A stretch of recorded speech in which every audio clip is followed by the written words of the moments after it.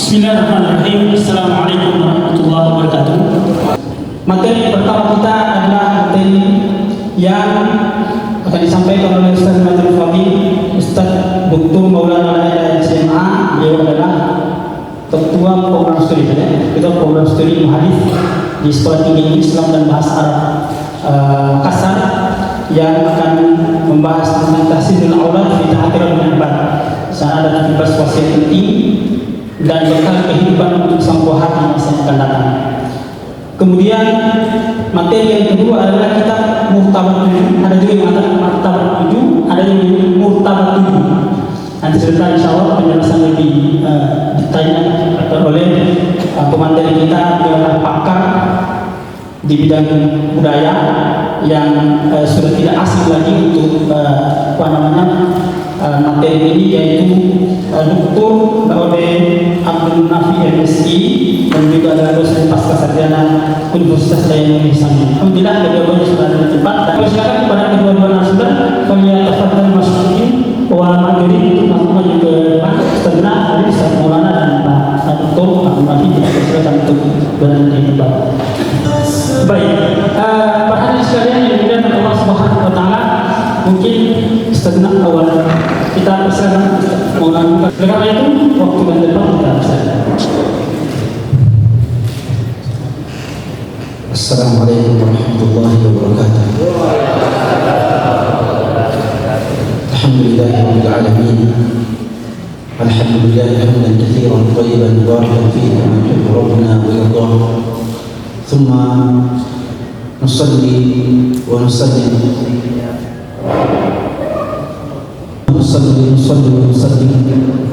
ala sayyidina al-karim al-mustafa wa habibina al-azim al-mustafa Muhammadin wa ala alihi wa ashabihi wa man tabi'ahum bi ihsan ila yaumil din. Amma ba'd. Yang kami hormati perwakilan dari Kementerian Kebudayaan Kota Bogor, Pak Masrur, kemudian terhormat pemateri kita pada kesempatan kali ini, dan juga sebelumnya membawakan materi bersama kami Pak Dr. Abdul Munafi, ya. Kemudian saya juga Ketua DPD Wadah Islamiyah Bau-Bau, Ustaz Syuaib serta para jajarannya, juga Ustaz Maryam dan Ustaz Samsul yang merupakan Ketua DPD Wadah Islamiyah pada periode sebelumnya. Pada saat saya masih di Bogor pada tahun 2009-2010, beliau masih jadi Ketua DPD, sedangkan Ustaz Syuaib masih wakil, ya, kalau tidak salah saat itu. Juga saya hormati dan muliakan para hadirin, saudara-saudara yang dimuliakan Allah Subhanahu wa taala.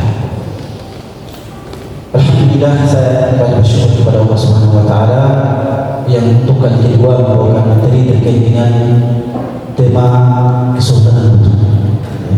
Dan saya memang walaupun bidang spesialis saya ilmu hadis, ya tiap hari berkutat dengan hadis-hadis Rasulullah, tapi juga menyempatkan diri untuk membuka buku-buku sejarah, terutama buku-buku sejarah ulama Nusantara. Sampai sekarang saya telah menemukan 5 karya terkait dengan ulama Nusantara. 5 karya. Karya pertama, karya berbahasa Arab, ya, karya berbahasa Arab, ya, yang saya berikan judul Al-Ulama Al-Indonesiyin, Al-Ulama Al-Indonesiyin min Usul Al-Manatiq Al-Indonesiyin. Ulama-ulama Indonesia yang berasal dari ulama Makkah Mukarramah, min Usul Indonesia, ulama-ulama Mekah yang berasal dari Indonesia. Itu dalam bahasa Arab. Ya, ini belum dicetak, masih sementara di padahal sudah tertulis sejak 6 tahun. Buku ini sudah saya terjemahkan ke dalam bahasa Indonesia yang kemudian dicetak oleh Pustaka Aqua di Jawa dengan judul 100 Ulama Indonesia. Ya, dan alhamdulillah dalam 2 bulan penerbitan buku selama 2 bulan, bukunya habis sama 10 eksemplar. Ya. Kemudian buku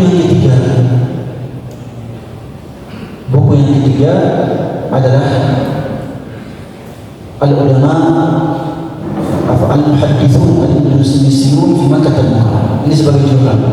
jurnal saya dalam bidang hadis, ulama hadis Indonesia yang berkiprah di Kota Mekah Mukarramah. Kemudian buku yang keempat adalah buku yang ada di hadapan kita semua, ringkasan dan terjemahan dari buku Tahsin Al-Aulad fi Ta'ati Rabbil Ibad. Jadi meskipun spesialis saya Imam Alis, tapi alhamdulillah dia masih sempat untuk membuka buku-buku sejarah. Dan dalam pembelajaran dan literatur ya, maka kita terkait dengan ulama Indonesia, kita masih banyak dibatasi oleh keterbatasan literatur, ya, terutama literatur yang tertulis. Kita hanya kebanyakan mendengar dari ceritanya orang tua, ya, kalau bahasa pancangannya tulah-tulah, ya. Kita tahu bahasa Urdu, saya kurang paham dengan bahasa Urdu, ya, karena ayah saya tidak mengajarkan bahasa Urdu, ya. Saya sebagaimana pendapatnya generasi saya tidak lagi belajar bahasa Urdu secara baik. Kemudian terkait dengan tema kita, buku Tahsin Al-Aulad. Perkenalan saya dengan karya-karya beliau ini, ya, Laudi Muhammad Idrus Qaimuddin rahimahullah, itu sudah lama. Ya, apalagi karya-karya beliau kebanyakannya adalah berbahasa Arab. Ya. Ada bahasa Urdu dengan bahasa beliau, saya harus kita bantu pada teman-teman yang bisa bahasa Urdu, dan itu sulit. Ya, itu sulit. Di Madinah itu, ya, saya di Madinah selama 16 tahun. Di Madinah itu ada teman yang belajar di kuliah Masjid Nabawi dari Batauga. Ya, dari Batauga, dan aslinya dari sini dari Keraton, itu bisa bahasa Urdu asli. Kadang saya tanya apa artinya, apa artinya. Dan terkait dengan kontribusi Laudi Muhammad Idrus Qaimuddin terhadap keilmuan, pemerintahan, politik, ya, terkait dengan penyebaran Islam, terkait dengan bahkan penyatuan budaya dengan syariat Islam, ini sangat luar biasa. Saya kira tentang sejarah beliau lahir kapan, meninggal kapan, itu saya kira sudah habis, ya, kita semua sudah habis. Ya, bahkan sumbangsi beliau juga kita semua sudah pasti tahu. Tapi ada hal-hal yang mungkin perlu ditekankan, bahwa beliau adalah satu-satunya sultan di Indonesia, satu-satunya sultan di Kesultanan Indonesia yang menggabungkan yang pertama kekuasaan, yang kedua kemiliteran. Kalau beliau sedang menjadi sultan, kalau nggak salah menjadi kapital di bagian timur, bagian timur. Yang ketiga keulamaan. Yang keempat kekuatan tasawuf, kalau dalam bahasa kita ibadah dan akhlak. Dan yang kelima adalah kekuatan karya tulis. Tidak ada sultan di Indonesia ini yang memiliki, yang menggabungkan antara lima. Saya ulangi, yang pertama kekuasaan, yang kedua kemiliteran, yang ketiga tasawuf dalam artian ibadah, ya, dan akhlak, yang kelima dan keulamaan, yang keempat keulamaan, yang kelima adalah kekuatan karya tulis. Tidak ada mencari ulama dari Sultan Aceh sampai dari Kesultanan Aceh sampai Kesultanan Tidore, ya, dan dari kesultanan di atas, ya, dari Kepulauan Sulu sampai Adonara, tidak ada yang bisa mendapatkan sultan seperti itu. Ya. Jadi memang ini sultan yang sangat hebat, sultan yang sangat hebat.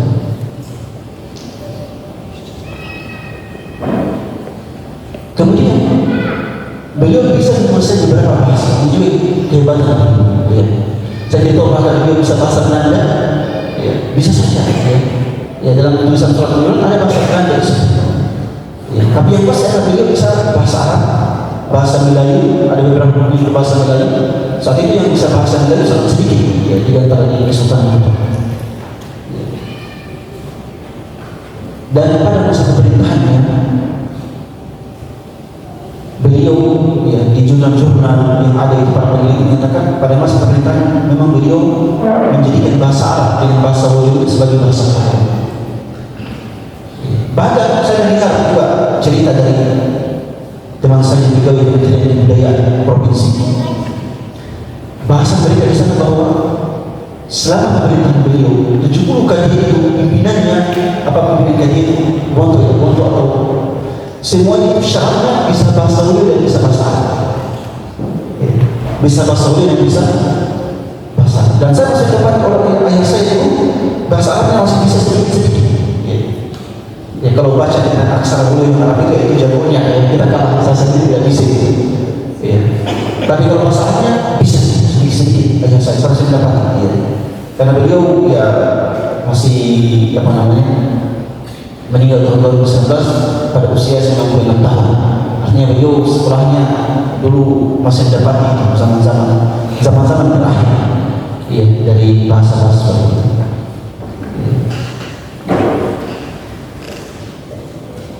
Jadi bahasa Wajud dan bahasa Arab itu bergandengan sebagai bahasa.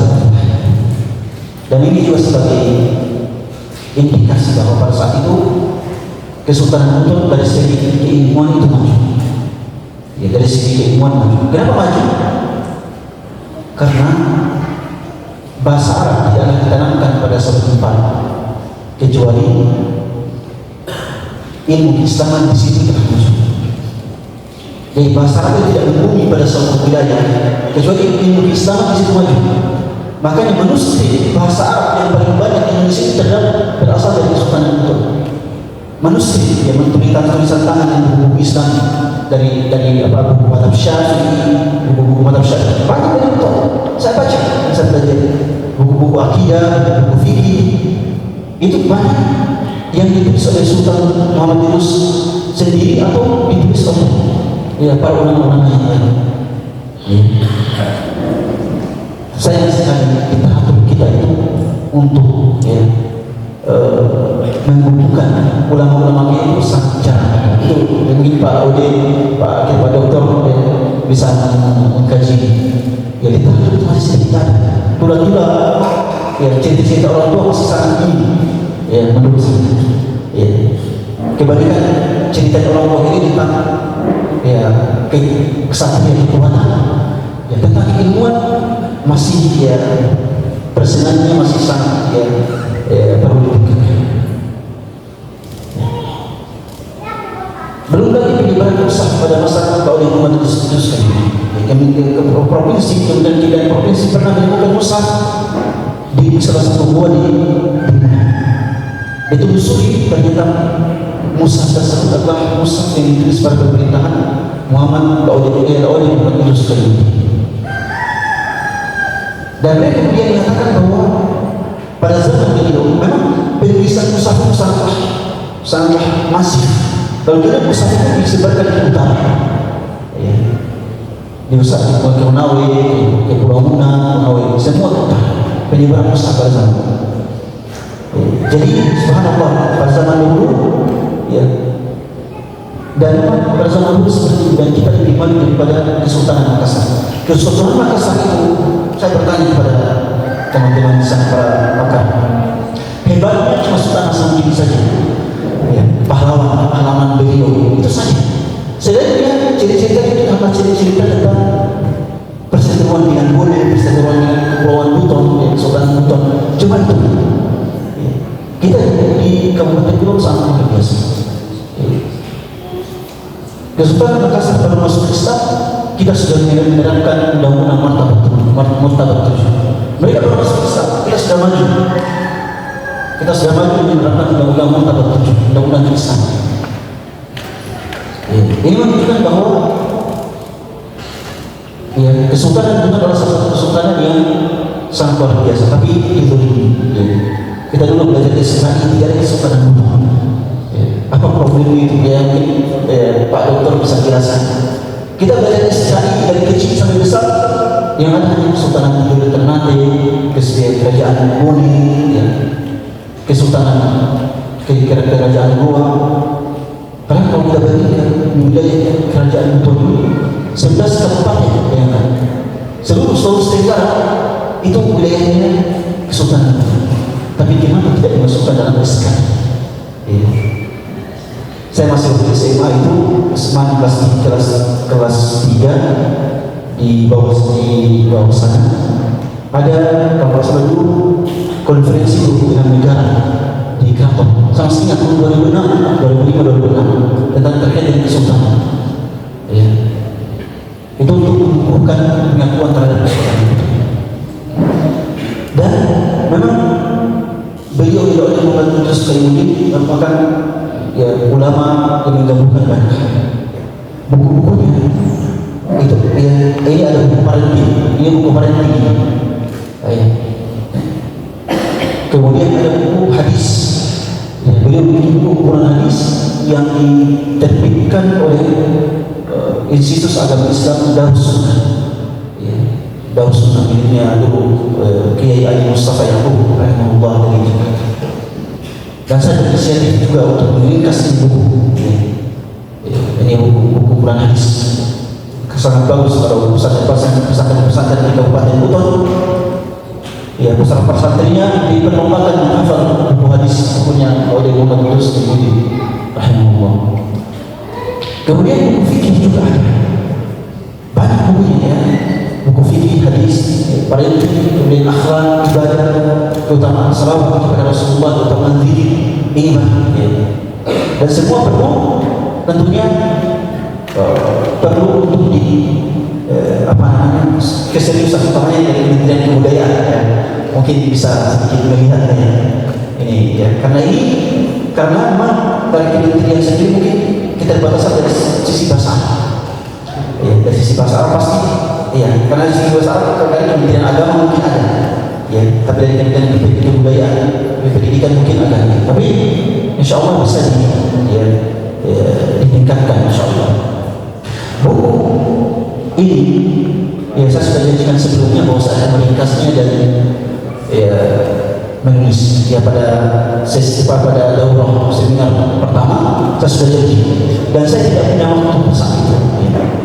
Kesibukan dengan prodi humanis di Makassar atau sekarang IAI sudah jadi institut ya, Institut Agama Islam di Makassar, itu kesibukannya sangat luar biasa, tidak sempat ya. Akhirnya pada bulan Ramadan lalu, pertengahan Ramadan saya umroh, saya boleh top semuanya ya.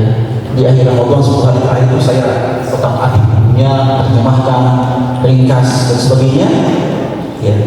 Dan alhamdulillah kelar setelah malam Lailatul Qadar ya, setelah malam 27 bahkan tertulis terjemahan 27 Ramadan ya.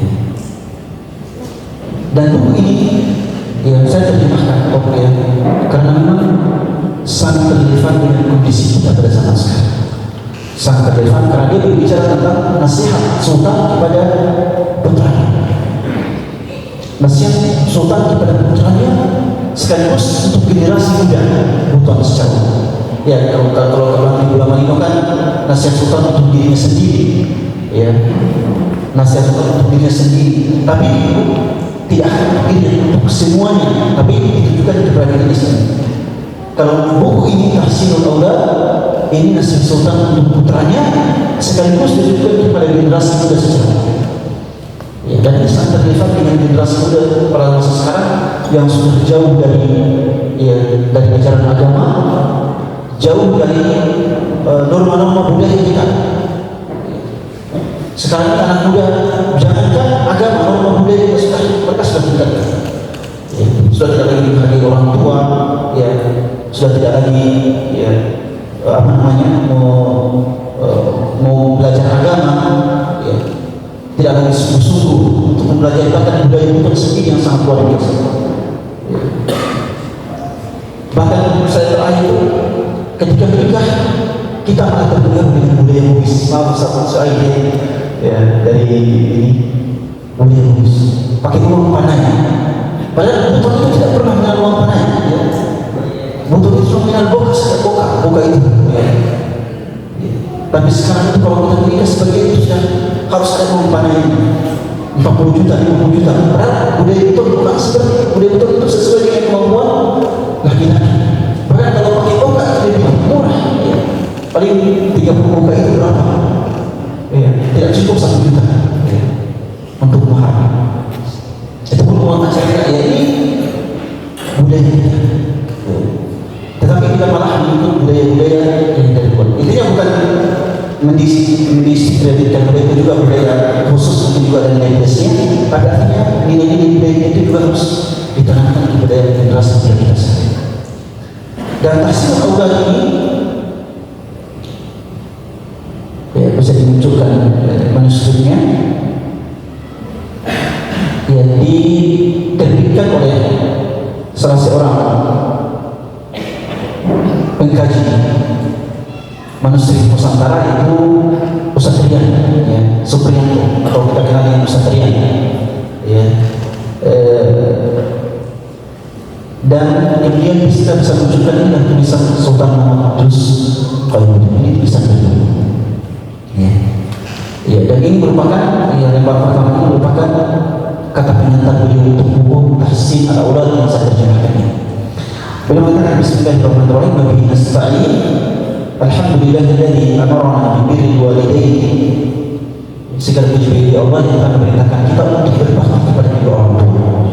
Wassalatu wassalamu ala nabiyina Muhammadin sayyidil kaunaini.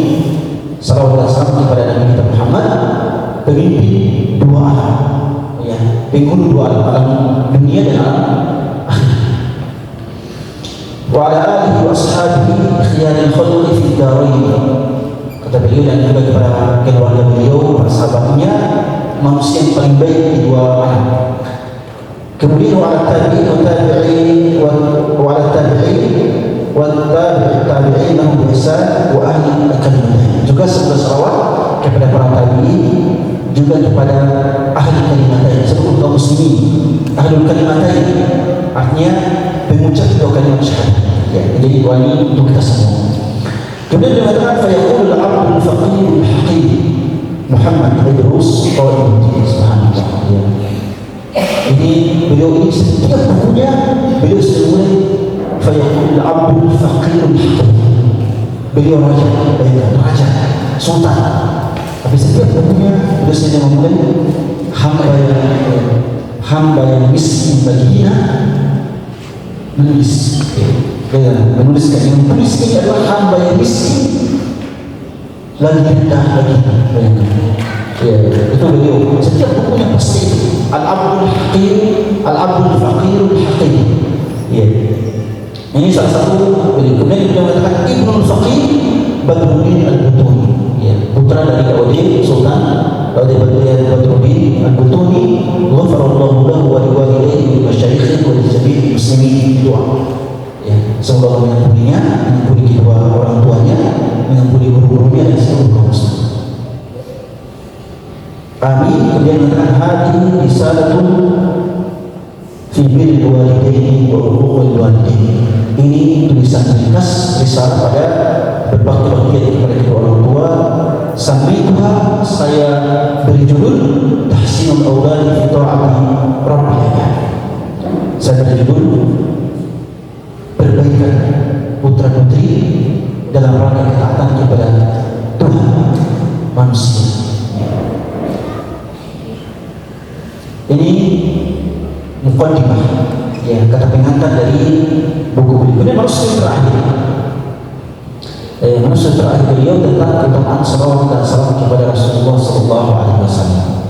Karena wasiat pertama beliau adalah agar berbakti kepada kedua orang tua. Itu wasiat pertama. Wasiat terakhir banyak berselawat kepada Rasulullah Muhammad SAW. Dan inilah yang diperhatikan oleh orang tua kita. Ini orang tua saya, ya, ayah saya imam, juga kepala adat. Saya tanya, itu doa-doa untuk itu apa? Doa-doa yang dia bilang, semua doa untuk itu, semua doa apapun intinya sama. Intinya sama. Doa mandi, doa apapun pasti ada salawat, ya, ya, pasti ada salawat. Dan ini merupakan wasiat yang terakhir dari Sultan dalam buku ini kepada putranya dan kepada generasi, ya, muda untuk pada umumnya, agar banyak-banyak berselawat kepada Rasulullah Muhammad sallallahu alaihi wasallam. Ya, buku ini buku yang sangat panjang, subhanallah ya. Ya, tapi kalau saya terjemahkan dengan panjangnya buku, saya khawatir orang malas ya, generasi muda sekarang, generasi muda itu nonton saja pilihnya yang satu ini ya, reservasi pilihnya yang satu ini. Kalau sudah dilihat di YouTube lihat 15 menit ada skip itu tidak dinonton ya, maunya satu menit ya. Itu sudah penelitian bahwa generasi muda tidak suka tonton yang panjang. Makanya saya juga ingin seperti itu. Kalau saya dengan buku aslinya 200 halaman, 150 halaman, ini akan ya, dilihat saja orang tidak semangat untuk membaca. Juga di dalam ada hadis-hadis yang sangat panjang ya. Ya beliau salah satu karakter utamanya itu beliau kalau membahas suatu permasalahan maka beliau akan dulu ayat-ayatnya, hadis-hadisnya. Itu kelebihan beliau dalam buku-buku beliau. Kalau beliau membahas suatu permasalahan maka akan dalilnya disebutkan sempurna ya. Kalau ayatnya ada 5 disebutkan 5 ya. Kalau hadisnya ada 10 disebutkan 10 ya. Itu beliau, kelebihan beliau seperti itu ya. Dan kita yang tidak mau untuk seperti itu ya. Kalau begitu lebih baik diringkas ya, agar lebih ya, bisa bersemangat untuk dibaca ya. Kemudian saya ringkas dalam buku ini dalam ya, 45 halaman ya, dan saya beri dulu ringkasnya dengan wahai anakku, karena beliau setiap nasihatnya beliau mulai ya walad, yang bahasa Arab ya walad, wahai anak, wahai anakku ya. Setiap memulai nasihat wasiat wahai anakku sampai 17 sampai 17 ya.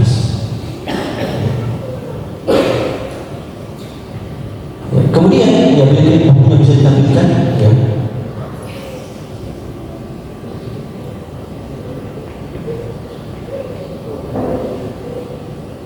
Jadi nasihat pertama adalah berbakti kepada kedua orang tua. Ini sangat luar biasa ya, berbakti kepada kedua orang tua. Dan saya kira kalau budaya kita budaya betul, kalau terkait dengan berbakti kepada kedua orang tua, ya itu sangat ditekankan. Ya sangat ditekankan, sangat ya, luar biasa. Ya. Ya. Makanya ya, beberapa budaya tujuannya untuk berbakti kepada kedua orang tua. Beberapa budaya kita seperti itu. Kemudian berpegang teguh dengan kitabullah dan sunnah Rasulullah SAW. Itu jadi Al-Quran dan sunnah ini harus jadi pegangan kita. Kemudian ikhlas dalam beramal. Ikhlas dalam beramal. Lalu tuntutlah ia berbaik hati dan batin. Tuntutlah ilmu agama. Subhanallah ya. Tuntutlah ilmu agama. Ini yang menjadi budaya kita dulu di zaman ya, di masa kecil ya, kita harus belajar Iqra, belajar ini dan sini. Kalau zaman sekarang Masya Allah ya, anak-anak lebih banyak nonton ya, lebih banyak nongkrong di game daripada di Iqra atau di Al-Quran. Kemudian berbanding zikir. Seseringlah duduk lama dalam masjid. Seseringlah duduk lama dalam masjid. Kemudian jagalah istiqamah. Lindungilah makhluk ciptaan Allah. Ini hadirkan rahmatullah. Yang hadir yang bertakwalah kepada Allah, bertawakallah kepada Allah. Dan kemudian tanamkan sikap sabar. Tanamkan rasa takut kepada Allah. Hadirkan rasa harap. Ya, rasa takut. Kemudian ya, ini kayaknya salah ini enggak ada problem insyaallah. Wasiat yang ke-16 itu adalah ya, wasiat yang ke-16 adalah berbanyak salawat. Bertobat, banyak bertobat dan istighfar. Dan wasiat yang ke-17 adalah banyak bersalawat kepada Nabi kita Muhammad sallallahu alaihi wasallam. Dan wasiat beliau semuanya berkaitan dengan perbaikan diri. Kalau kita sebutkan wasiat ini perbaikan diri. Tidak ada sih wasiat tentang militer, tentang ekonomi ya. Wahai kembangkan ekonomi, kembangkan militer, kembangkan yang lain tidak. Beliau di sini menasihati putranya untuk memperbaiki diri. Karena semua perbaikan ekonomi, perbaikan militer, perbaikan yang lain itu tidak akan mungkin tercapai kecuali melalui perbaikan diri terlebih dahulu. Ya.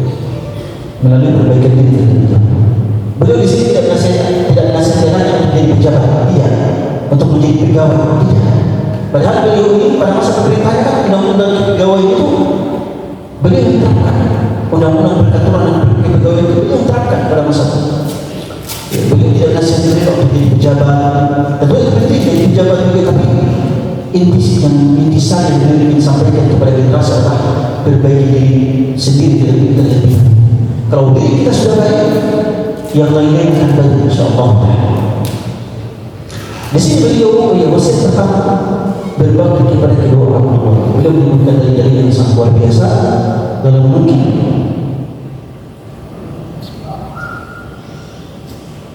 ucapan Sufyan bin Uyainah rahimahullah yang mengatakan, siapa yang melaksanakan sholat lima waktu maka ia telah bersyukur kepada Allah, dan siapa yang mendoakan kedua orang tuanya di penghujung sholat maka dia telah berterima kasih kepada kedua orang tua. Ini budaya harusnya budaya betul seperti itu. Orang tua kita tidak didoakan hanya saat halwa saja. Ya. Kita kan mendoakan orang tua halwa saja, tidak, budaya betul itu.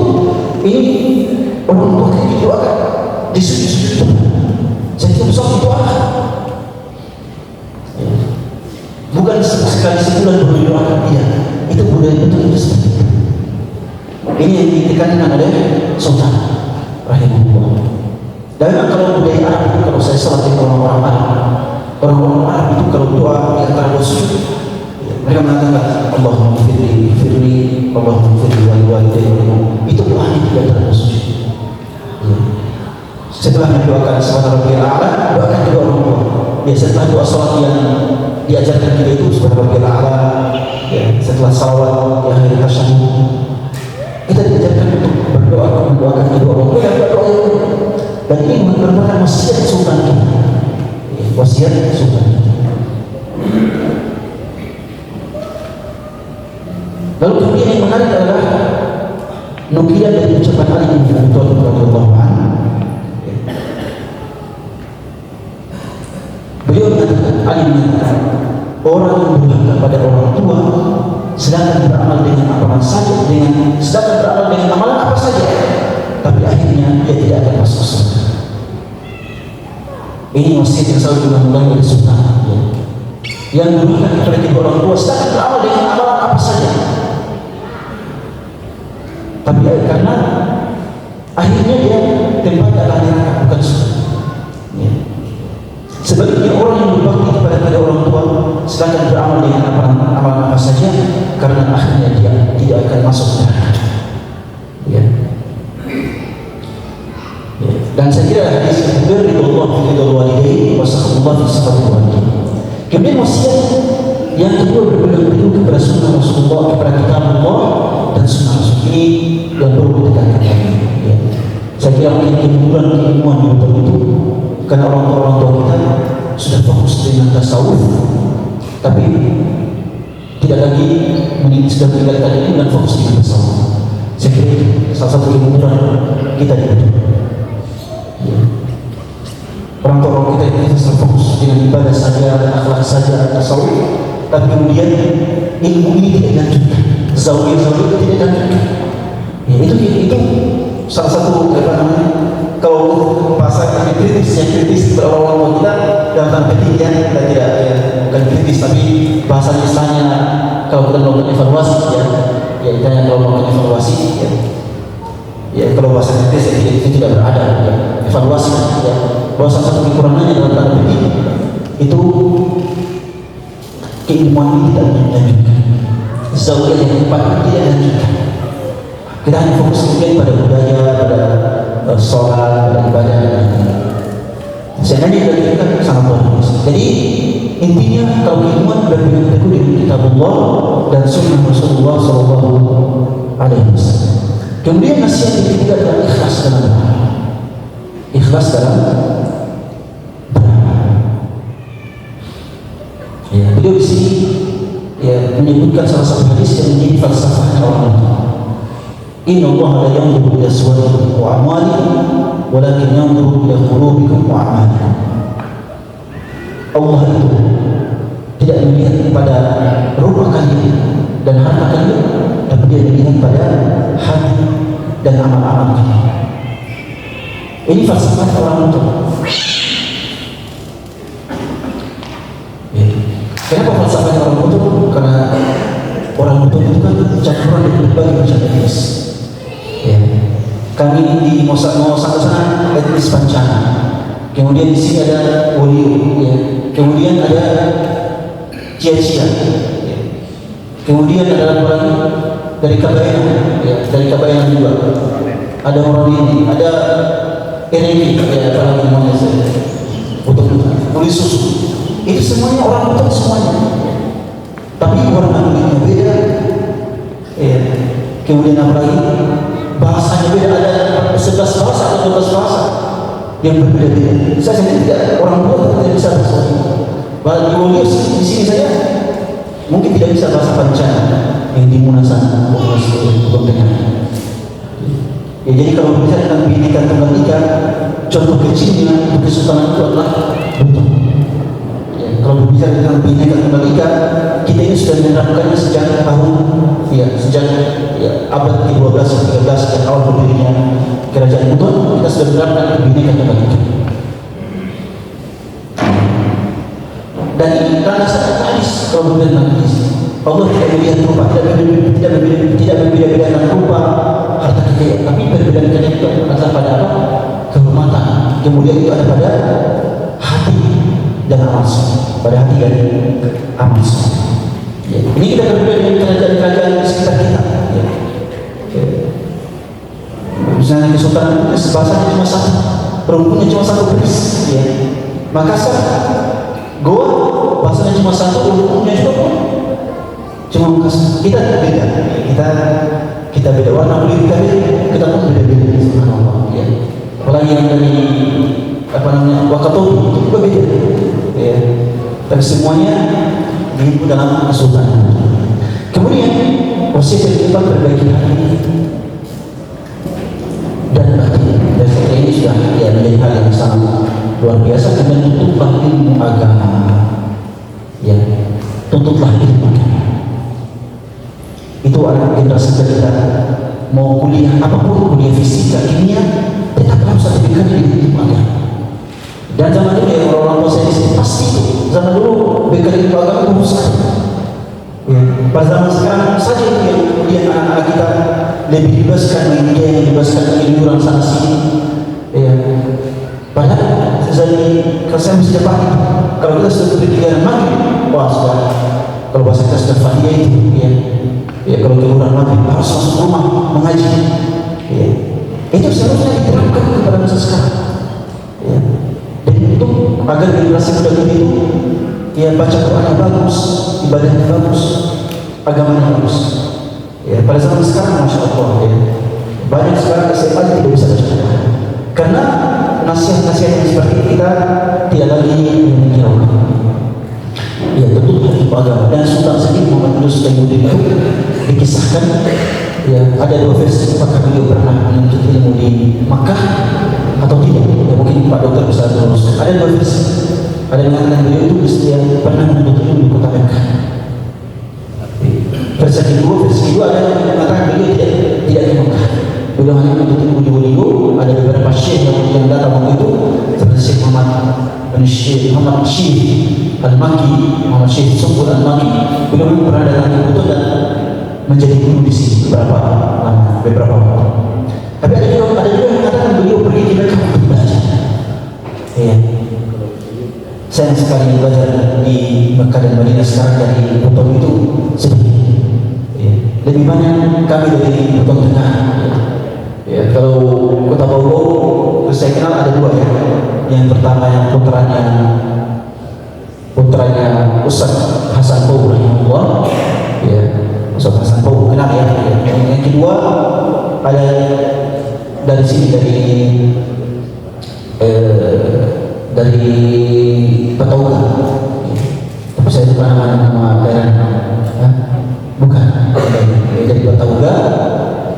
asalnya beliau dia asalnya tapi ya sejarahnya dia diusir di Batauga. Saya mungkin pernah dengar ya, pengusiran dari dulu ke Batauga dan oleh pemerintah pusat di tempat yang namanya saya lupa namanya di Batauga.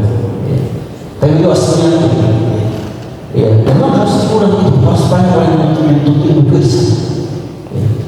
Kemudian ya, dan yang alumni Makkah dan Madinah atau Madinah ya, di sini ada Kiai Haji Abdul Rashid Sabiri ya Allah. Kemudian masih kita berbanyaklah berzikir kepada Allah. Saya kira ini tidak bisa lagi tidak ya, kita tidak bisa bahas apa yang lebat. Kemudian saya cerita dalam masjid ini sangat luar biasa bagi generasi muda. Sekarang generasi muda jadi seringnya nongkrong di kafe, nongkrong di pantai. Ya, lebih banyak nongkrongnya di Kota Mara daripada nongkrongnya dalam masjid. Ini problem generasi. Ya, harusnya kalau mau memperbaiki generasi muda, nongkrongnya di masjid dibanding nongkrongnya di tempat main game, di tempat pariwisata, rekreasi. Lebih banyak harus nongkrong dalam masjid. Ini sultan kita sudah seseringlah lama dalam masjid. Dan beliau kemudian memunculkan sebuah ada 7 golongan dari masyarakat yang akan mendapatkan naungan dari Allah. Salah satunya adalah seorang pemuda yang hatinya selalu berbuka masjid. Ya. Kemudian nasihat yang kemudian beliau memunculkan adab-adab dalam masjid, masya Allah sangat luar biasa. Ya. Dan ini adab-adab dalam masjid mesti kita tinggalkan, ya mesti kita perhatikan. Kemudian bersegera dalam amal-amal kebaikan. Yang ke-8 dan ke-9 istiqamah, ya menjaga istiqamah. Jadi kita perhatikan, ya tidak muncul. Ya, kita perhatikan setiap nasihat yang dia bilang, wahai anakku, wahai anakku, ya, wahai anakku. Seperti nasihatnya siapa? Luqman. Ya dalam Al-Quran dalam surah Luqman, ya bunayya ya bunayya. Ya tadi dalam ketika kalau kita membaca saat kita ya bunayya anak laki-laki. Ya tapi kalau wala di sini adalah anak. Ya baik putra atau putri. Karena dalam bahasa kalau bunayya itu anak laki-laki. Kalau wala itu laki-laki dan perempuan, laki-laki dan perempuan. Ya, kemudian wasiat yang ke-10 adalah rendah makhluk ciptaan Allah. Ini kan yang surah Al-Quran ya. Kita fakaruna fi khalqis samawati wal ardh. Ya, memikirkan penciptaan langit dan bumi. Kemudian hadirkan muraqabah Allah. Selalu merasa bahwa itu menguasai akan kita. Wasiat 12, bertawakallah kepada Allah di seluruh urusan kita.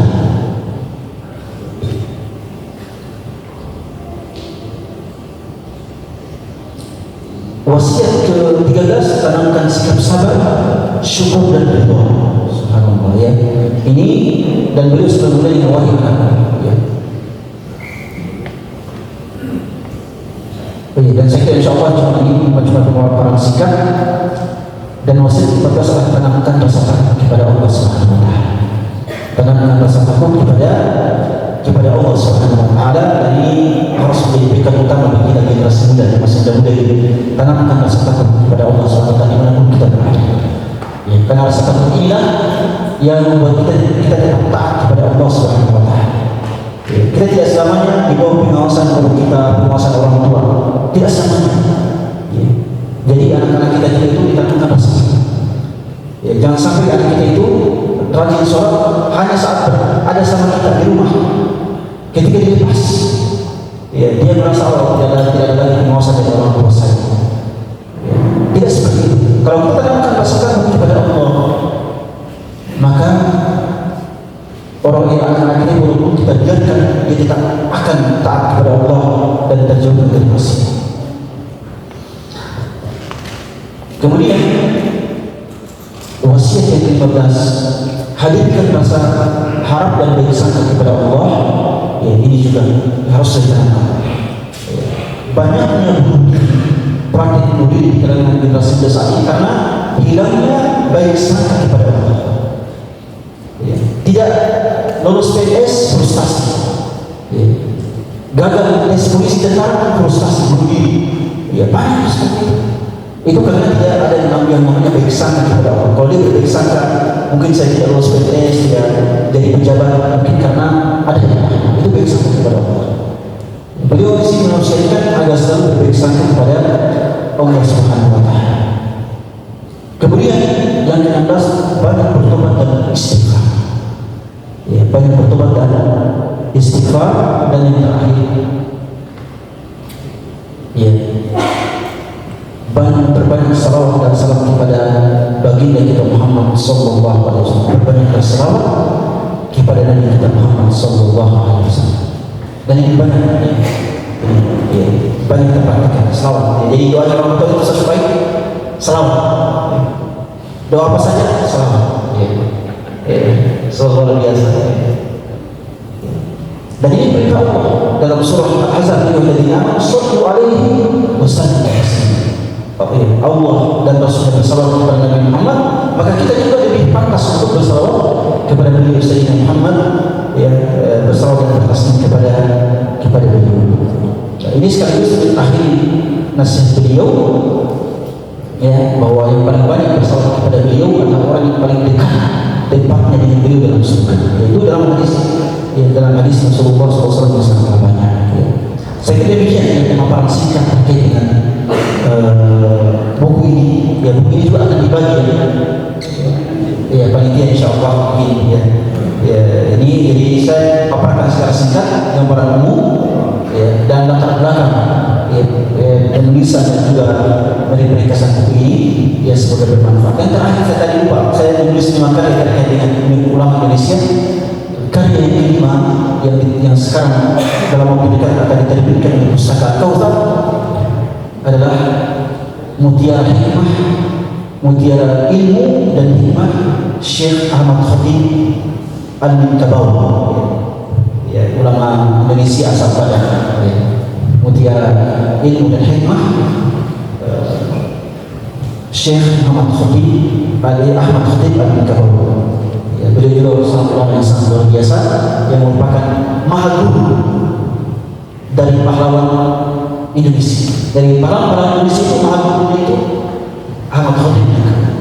Mulai dari HOS Sukron Noto, dimulai dari Ki Haji Agus Sari, dimulai dari Ki Haji Hasim Asy'ari dari NU, dimulai dari Wahid Hasbullah dari NU, dimulai dari Ki Haji Ahmad Dahlan, ya, dimulai dari ayahnya Hamka, Ki Haji Rasul, salah satu pahlawan. Kemudian juga pimpinan Muhammadiyah yang kedua seperti Ki Haji Ahmad Dahlan, Ki Haji Muhammad Turun kalau nggak salah, itu juga itu, kan?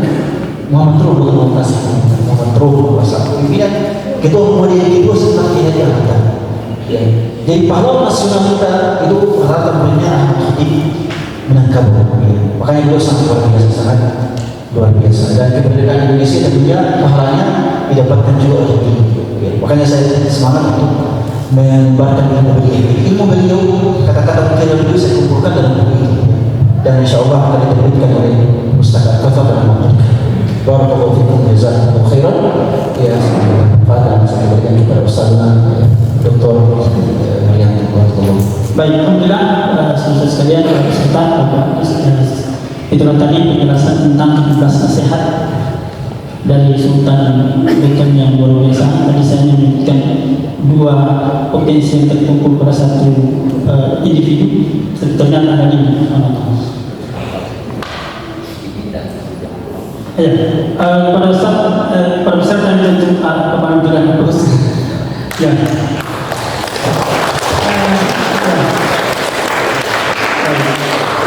Jadi bisa kita bayangkan bagaimana semangat dan kekuatan belajar. Dan memang kalau kita baca beberapa artikel, memang dari kakek beliau sudah mengajarkan tentang itu, dan memang bertalaki ke Syekh Muhammad Al-Makki. Baik, saudara sekalian, kita masuk pada materi yang kedua, dan ini saya kira banyak juga yang ditunggu karena materinya sudah sering akrab dengan telinga kita, tetapi kita masih jarang mendengarkan penjelasannya. Sebagian para orang tua kita ini, Pak Dokter, mengatakan bahwa penyebaran harus belajar diulang dulu gitu ya, saja. Tetapi sekarang ini dengan berbagai macam penelitian dan eksistensi kepakaran, alhamdulillah kita akan banyak mendengarkan penjelasan-penjelasan tadi, yaitu tentang martabat dan Kesultanan Buton yang Masya Allah sampai hari ini tadi dari sudah selesai pekerja berlandaskan kepada Al-Quran dan Sunnah, sehingga dia masih tetap eksiskan oleh Allah Subhanahu Wa Taala. Baik, kepada narasumber kita Bapak Dr. Oleh Nafi dan Ustaz.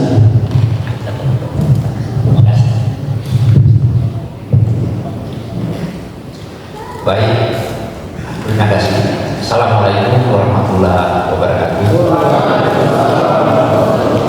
Alhamdulillah, syukurillah. Aukemu untuk punai jauh produksi. Kadora dan ya Allah dari Nabi Muhammad. Sio-siomu produksi sang pindah malape. Tuladana saan kadangnya malape, simbau saan kadangnya malape.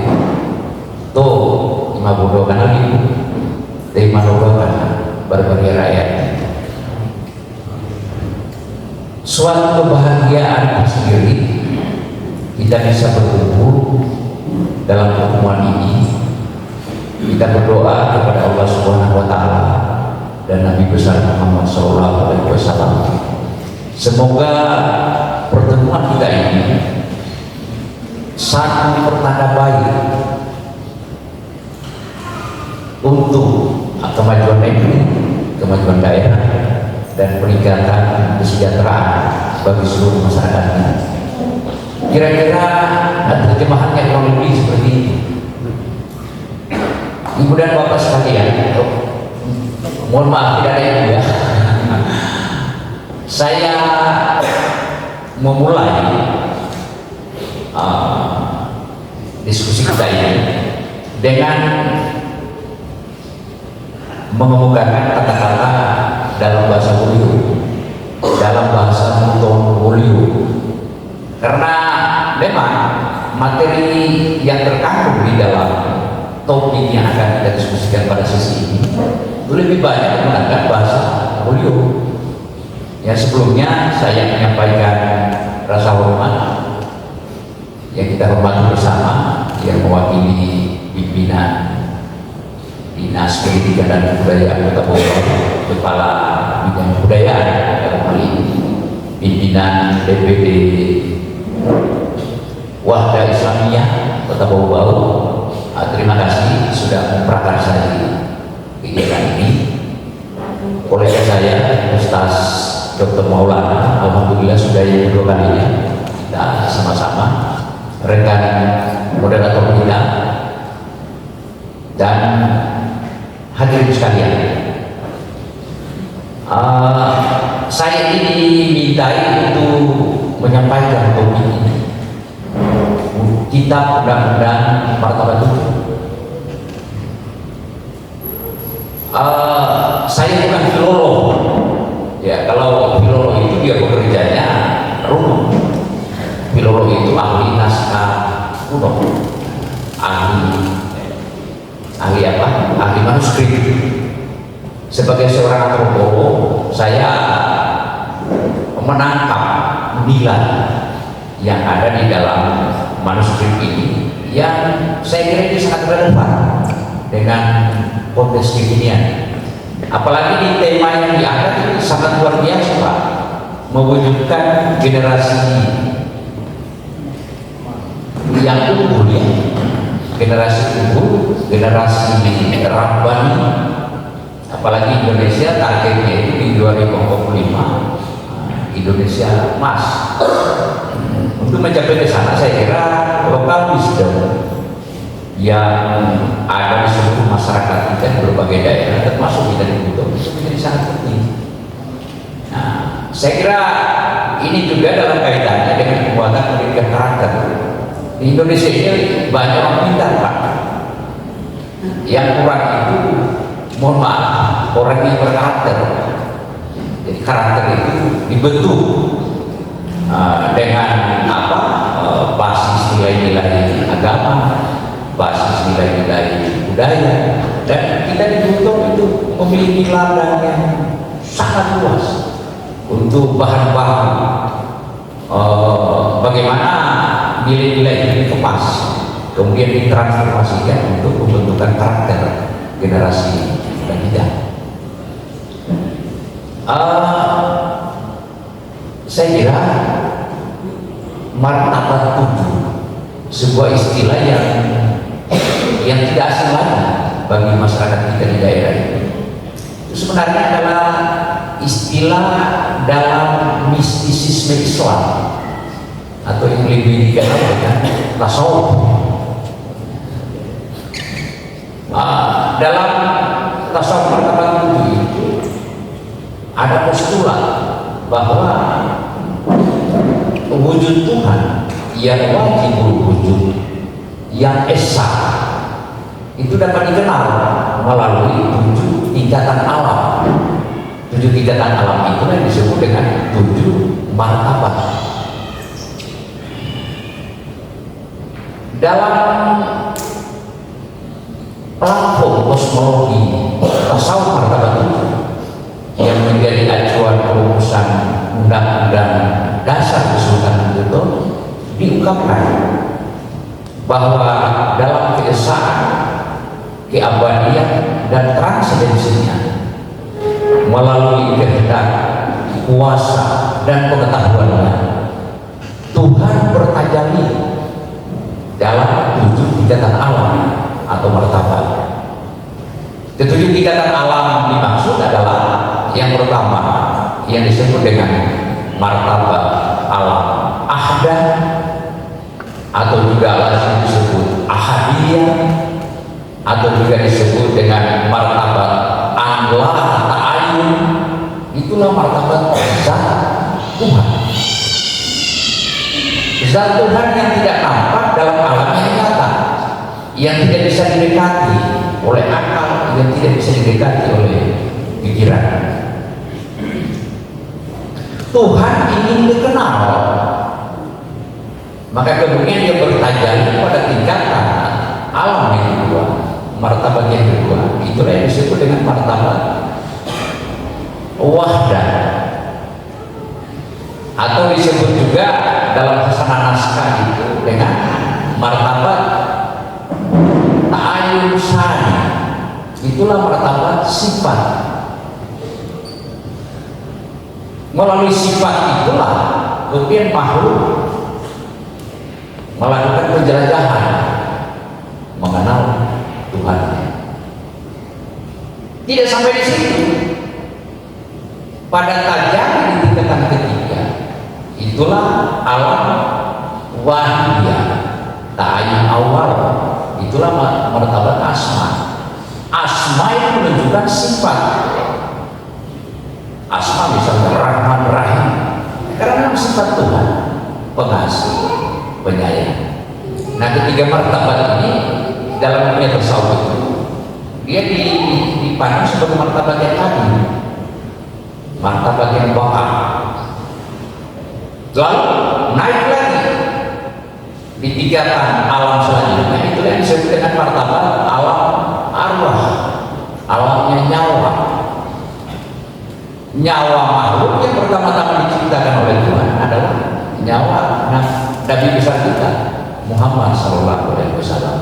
Makanya juga beliau bergelar Abu Arwah, bapaknya semua nyawa. Kemudian pada tingkatan berikutnya alam misal, terus alam asal, dan yang terakhir alam insan, alam manusia, manusia sempurna. Jadi manusia itu adalah penghimpun dari sekian alam kita. Itulah esensi dari apa?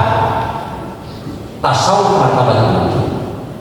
itu mengajak manusia atau menyeru manusia untuk mengenali dirinya, karena pengenalan atasnya medium untuk mengenal Tuhan. Nah, bagaimana pemahaman itu kemudian ditransform dalam kehidupan ketatanegaraan itu nanti kita bicarakan selanjutnya. Nah, ajaran tasawuf itu sebagaimana ajaran di dalam Islam yang lain, fikih juga mengalami perkembangan. Makanya kemudian dikenal ada yang disebut dengan tasawuf akhlaki, ada tasawuf amali, dan ada tasawuf falsafi. Dalam tasawuf falsafi itu dikenal istilah-istilah seperti wahdatul wujud, seperti insan kamil. Nah, tasawuf martabat itu adalah penjelasan atau penjabaran dari paham tentang wahdatul wujud di dalam dunia tasawuf. Berdasarkan sumber-sumber yang ada, tasawuf martabat itu bersumber dari sebuah kitab Al-Tufa ila Nabi yang ditulis oleh seorang ulama tasawuf bernama Muhammad Ibnu Fadullah Al-Hamburi. Beliau itu orang ulama dari Gujarat. Kemudian paham tentang insan kamil itu ditulis, kitab-kitabnya ditulis oleh Al-Mukarram Ibnu Arabi, juga seorang ulama tasawuf. Nah, kitab Al-Hamburi itu juga berkembang di Nusantara, diterima di Aceh kalau tidak salah itu pada penghujung abad ke-16. Jadi sebenarnya Indonesia ini, kerajaan-kerajaan Islam Indonesia ini, termasuk Buton di antaranya, adalah kerajaan yang berkembang dari jaringan transmisi pemikiran Islam. Dari jaringan transmisi pemikiran Islam itulah kemudian terbentuk komunitas intelektual Islam yang kosmopolitan. Buton salah satu di dalamnya. Dalam konteks kosmopolitan, transmisi Islam itu tadi, kemudian ada daerah-daerah kerajaan-kerajaan yang berkembang menjadi sentra produksi pengetahuan. Ada juga daerah-daerah yang berperan mereproduksi. Ajaran tasawuf martabat itu sendiri kemudian berkembang di Nusantara. Tidak bisa dipungkiri, itu peran dari ulama-ulama seperti Samsudin Al-Sumatrani, Abdul Rauf Sintel, kemudian Abdul Salman Al-Palembang. Itu di sekitar akhir abad ke-16 sudah berkembang dan lagi-lagi itu menciptakan komunitas intelektual Islam yang kosmopolitan, bukan saja di Nusantara tetapi juga bahkan di Asia Tenggara. Nah, paham tentang tasawuf martabat itu populer, juga populer di Buton. Di sekitar awal abad ke-17, karena sebagaimana kita ketahui, tahun 16 sebelum Masehi, di masa pemerintahan Sultan Buton keempat, Daya Iksanudin ditetapkan sarana mulia. Sarana mulia itu isinya martabat 7. Makanya di dalam tradisi lokal kita menyebutnya sarana mulia. Kitab sarana mulia itu isinya martabat 7. Seperti juga kitab-kitab yang ditulis oleh Samsudin Al-Sumatrani, misalnya Nur Al-Qaid, isinya martabat 7. Ya, sehingga patut diduga mungkin boleh jadi ajaran itu dibawa masuk ke Buton. Itu peran Syekh Said Muhammad, karena di dalam tradisi lokal ketika Daya Iksanudin merumuskan sarana beliau, merumuskan undang-undang martabat itu, dia mendapatkan apa, semacam bimbingan, semacam arahan dari Said Muhammad. Hanya bedanya Buton dengan daerah-daerah lain, mohon maaf, di Buton ajaran tasawuf martabat 7 itu tidak hanya diadaptasi sebatas pemahaman tasawuf ansih,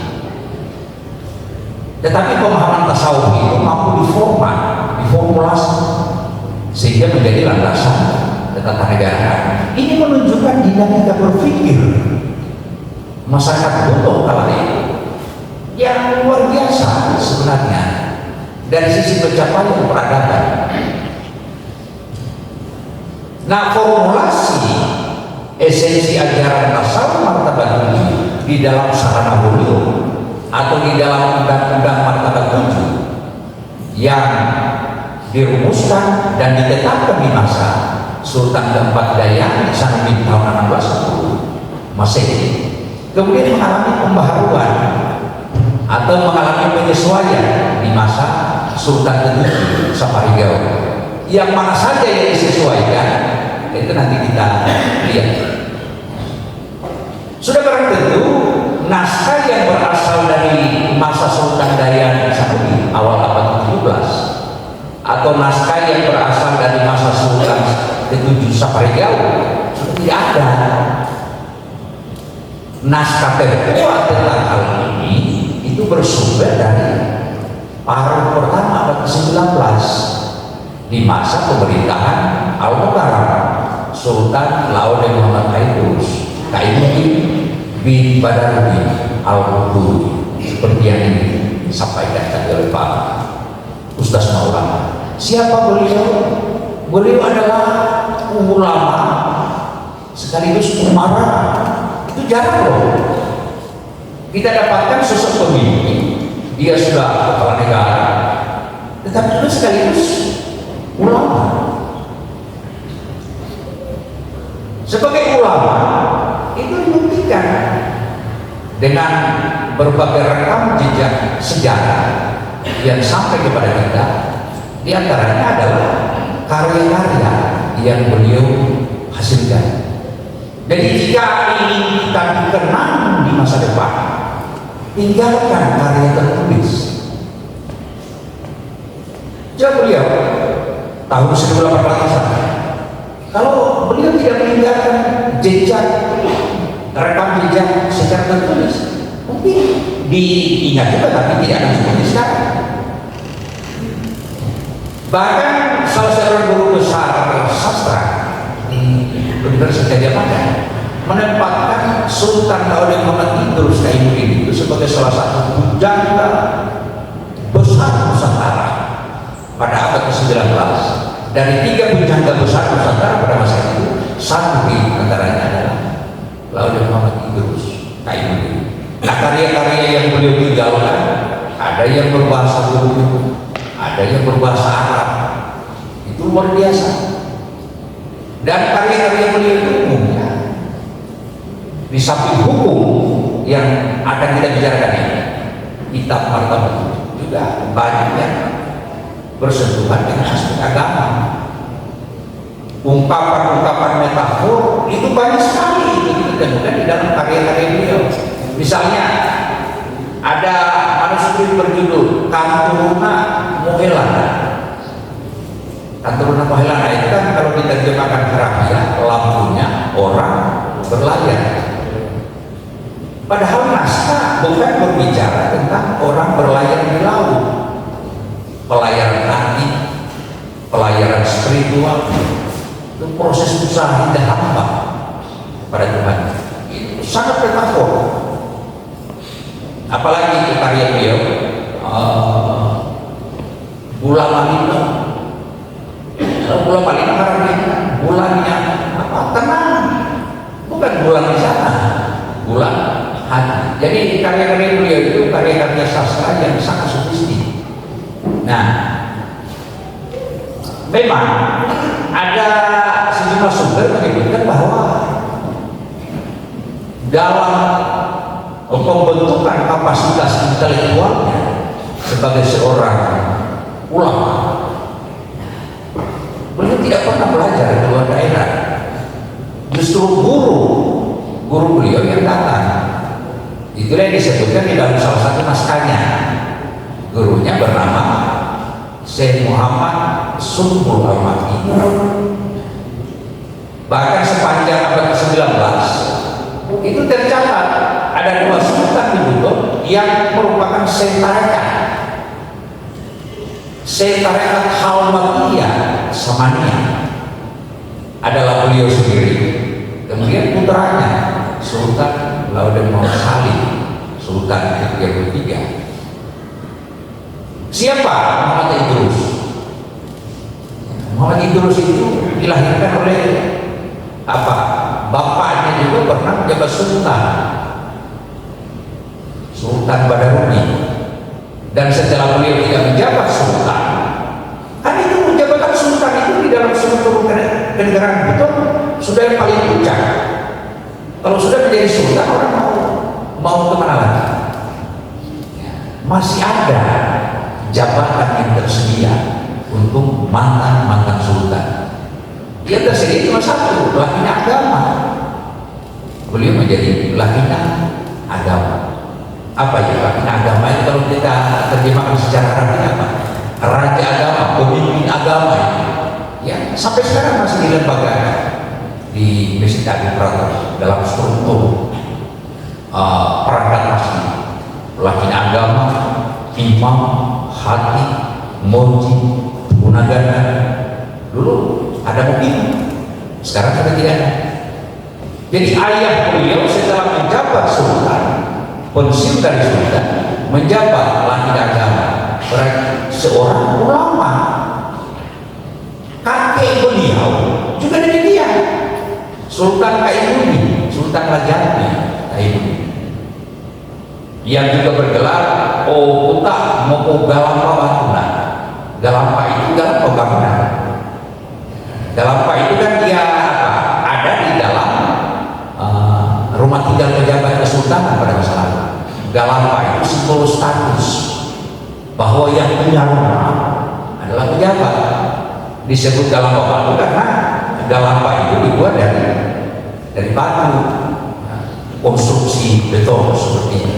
Masih ada sampai sekarang di dekat apa sana, Estebadia. Jadi setelah kakeknya tidak menjabat lagi sultan, sudah di situ jadi Lakinya Agama. Makanya kemudian digelari kakeknya adalah Lakinya Agama Mancuan, Lakinya Agama orang tua. Kemudian putranya tadi Sultan Badaruni, karena juga mengikuti jejak bapaknya, setelah menjadi sultan kemudian menjadi Lakinya Agama, beliau juga bergelar Lakinya Agama Anak. Lakinya Agama Anak. Dari 2 tokoh inilah sebenarnya Sultan Muhammad Idrus menimba pengetahuan agama, kemudian ditambah dengan pengetahuan yang dari guru-gurunya. Syekh Muhammad Sumbul Al-Makki, seorang ulama kebagusan Arab, datang ke Buton, kemudian memberikan pengajaran. Hari ini yang datang ke Buton ke bawah paling turis. Sudah tidak ada ulama-ulama seperti pada masa lalu. Luar biasa. Di zaman Sultan Nuhun ada ulama berbahasa Arab dari Johor, namanya Syekh Abdul Wahid bin Sulaiman. Beliau pengajar Islam di Buton. Di zaman Sultan Dayani Sakti, Syekh Sarif Muhammad, dia membawa memperkenalkan ajaran tasawuf martabat. Kemudian di zaman Sultan Sakyudi datang juga Syekh Said Diraba disebut di Buton, juga memperkenalkan, bahkan memberi penguatan terhadap pemahaman tasawuf martabat ini. Hanya lagi-lagi di Buton konsep tasawuf martabat itu tidak hanya diadaptasi sebatas ajaran tasawuf ansi, tetapi bagaimana esensi ajaran tasawuf martabat itu dijadikan landasan, dijadikan spirit dalam penyelenggaraan negara. Maka lahirlah atau disusunlah sarana volume, itulah kitab Undang-Undang Martabat 7. Nah, lagi-lagi sumber yang kita pelajari sekarang itu itu sumber dari kita martabat itu dari masa Sultan Muhammad Idrus, karena dari Daya Ihsanuddin sudah tidak ada, dari Sultan Saparigao sudah tidak ada. Sultan Muhammad Idrus melakukan reproduksi terhadap esensi yang terkandung baik di dalam naskah yang dihasilkan di masa Daya Ihsanuddin maupun di masa Sultan Saparigao. Nah, sebagai kitab undang-undang, sebenarnya konstitusi Buto yang disebut Undang-Undang Dasar Martabat itu bukan saja sebagai salah satu konstitusi tertua, kan ditetapkan itu 1610 Masehi. Barangkali kita biar kabarnya belum ada saat itu 1610 Masehi, Pak. Kita sudah memiliki konstitusi, ini produk pemikiran lokal yang bagaimana yang memperlihatkan bagaimana ajaran Islam diintegrasikan dengan budaya lokal, sehingga ini juga bermanfaat nantinya dalam kajian, melihat kajian integrasi agama dan kebudayaan. Nah, konstitusi Buto Undang-Undang Dasar Martabat di samping sebagai konstitusi yang tergolong tua, itu juga sebenarnya tergolong modern.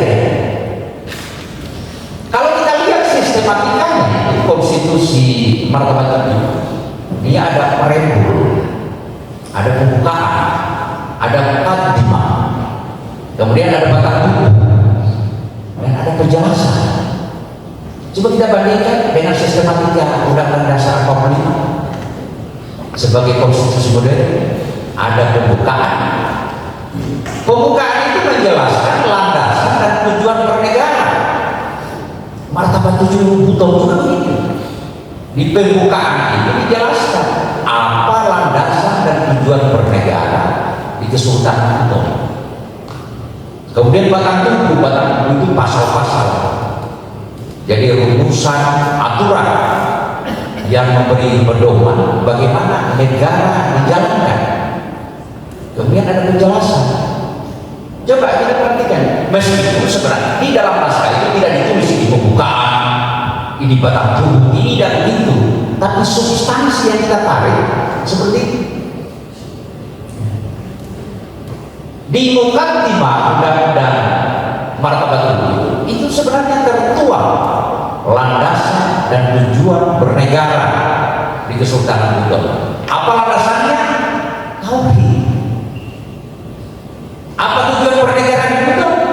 Mewujudkan manusia Buto yang berakhlak karimah, mewujudkan generasi rabban, mewujudkan generasi sesuai dengan topik diskusi kita ini yang religius dan luhur. Itu tujuannya, tujuan bernegara Buto. Lalu di dalam baru dibicarakan kewajiban pejabat, syarat pejabat, macam-macam bagaimana penyelenggaraan negara, dan itu akan lebih detail lagi dilihat pada penjelasan. Penjelasannya itu pada naskah Istiadatul Azali. Makanya almarhum Murghazali sebagai pengumpul naskah, dia satukan ada 3 naskah di dalam. Ada naskah Sarana Bulio atau Undang-Undang Martabat 7, kemudian Istiadatul Azali, kemudian Sarana Batata, dalam satu kumpulan naskah yang diberi detail Isra'ul Umra'i fi Adatil Uzra'i. Tapi tokoh-tokoh lain juga menulis, memberikan detail yang lain dengan itu, ditulis Martabat 7. Coba kita lihat. Ya, dilihat mukadimahnya. Next. Ya, di mukadimah itu setelah pernyataan salam kepada Nabi, lalu ada kalimat matawaiko bebanina dan ini matan kabarnya, yang kalau diterjemahkan, ketahuilah oleh sekalian landasan adat negeri ini 4 jumlahnya. Dijelaskan ayat yang 4. babana, po, main-main kah, juara, po, pia-pia, talwaka, po, mamasya, wapaka, po, wakaka. Inilah yang disebut dengan syarat petahana. Kalimat syarat petahana itu tidak ditulis di dalam preambul Undang-Undang Dasar 45 sama dengan Pancasila. Coba kita baca itu pembukaan Undang-Undang Dasar 1945. Apakah di dalamnya tertulis itu kata Pancasila? Tidak. Hanya dia tulis sila pertama, sila kedua, sila ketiga sampai kelima, dan itulah yang kita maknai sebagai Pancasila. Ini juga begitu. Landasan adat di negeri ini 4 jumlahnya. Yang 4 itulah etika hidup bermasyarakat, berbangsa dan bernegara Sultan itu yang dilandaskan atas tauhid. Dan itulah kausan prima pembentukan akhlak manusia utuh. Next, nanti kita lihat bagaimana spirit tasawuf martabat 7 memberi warna, memberi corak di dalam mukadimah Undang-Undang Dasar martabat 7. Ya, sebagaimana saya katakan tadi, esensi ajaran martabat 7 itu kan mengajak manusia mengenali dirinya. Karena pengenalan diri adalah medium untuk mengenal Tuhan. Jadi 7 makam tajalli Tuhan. Makam yang ke-7 atau martabat ke-7 alam insan itu manusia dalam dirimu dari semua martabat yang ada. Terungkaplah, ada yang menyebut hadis kursi, ada yang mengatakan ini ungkapan seorang ulama sufi, man arafa nafsahu faqad arafa rabbahu. Itu ditulis di dalam pembukaan Undang-Undang martabat 7. Jemaah-jemaah tandanya karona satu tuna tandai moga. Itu kan esensinya itu tadi, mengenal diri, mengenal Tuhan sebagaimana esensi ajaran tasawuf martabat 7. Nah, inilah yang melandasi falsafah Buton, atau Buton mengadaptasi ungkapan pemahaman itu dengan satu rumusan singkat, inci kulit. Ada juga menyebutnya po, inci kulit. Ngapain kita cubit orang? Manusia Buton diseru inci kulit, tapi kan itu ungkapan metafor. Pengertiannya adalah kenali dirimu, karena pengenalan atasnya medium untuk mengenal Tuhan. Itu hampir Allah. Cubit dirimu, kenali dirimu, esensinya sama dengan manusia yang lain. Hampir nanas.